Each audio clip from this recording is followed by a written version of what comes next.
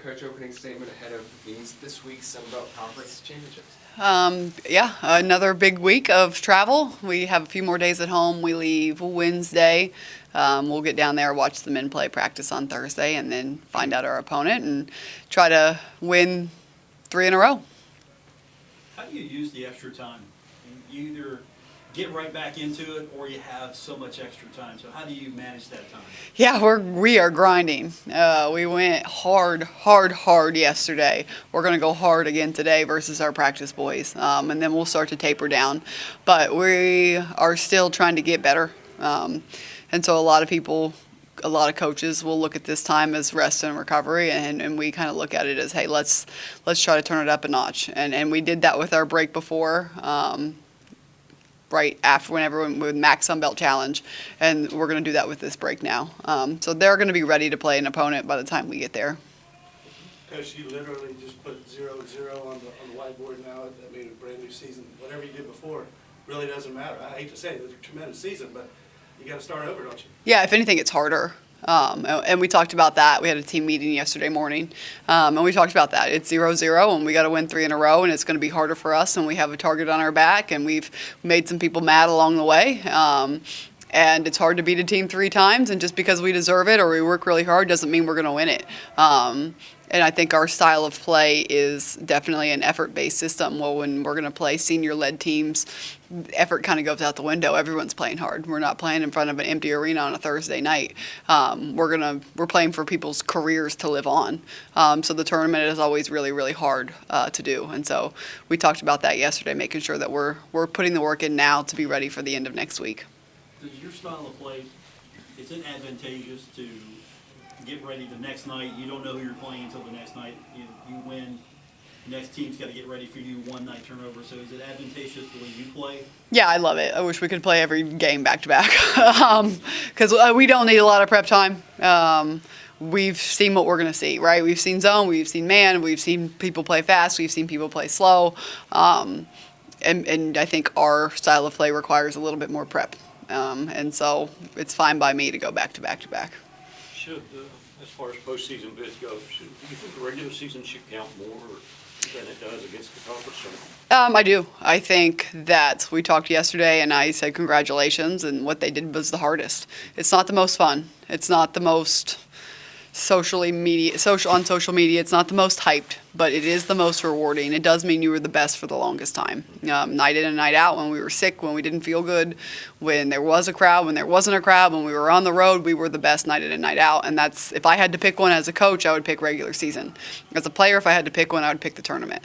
And so it's tough in some regards there, but celebrate what we did and then try to get another one. When's the last time you were part of a team that didn't win the championship? The tournament? Yeah. Yeah, let's see, 2022 we didn't win our tournament, and we hadn't lost a game. And we talked about that. My first year as a head coach, we won our regular season, and we lost in the first round. And just to try to tell them how hard it is. If you go in there thinking, all right, we just beat this team by a big amount, and you don't take them seriously, well, the tournament is a completely different animal, and we talked about that. And so I've been thankful enough to coach teams that have won the regular season every year, but my success rate in the tournament is far lesser. And so just making sure that we are all prepared to go in with just a new level of focus is important, because I want this for them. You know, when you look at the setup of the tournament, obviously the day-to-day is a little bit different too. You're not going to play a game, going to shoot around, then coming home. It's the whole kind of itinerary is a little bit different. How do you go about managing that? And are you leaning on some of the girls who went last year to kind of help others through that? Yeah, I think Abby Beeman nailed it. She said, we talked about what we needed to do to win, and she said we don't need to get distracted. And I think I've never been down there, but I'm imagining there's a beach right there. Our hotel's on the beach. There's outlets. There's restaurants. There's other teams playing. And it would be very easy to get distracted. But it is a business trip, and we're going down there for one reason only. And so, yeah, I definitely thought that was a great thing for her to say. And it's a long trip, and you're doing a practice at a gym that's not where you're going to play. And so it's hard. again, I think this team is used to hard. We've spent weeks on the road, so I don't know that they'll even bat an eye. Would you rather know, okay, we're playing Appy, rather than not knowing which one you're going to get? For me, it's kind of nice because if I know who we're playing, I won't stop watching film.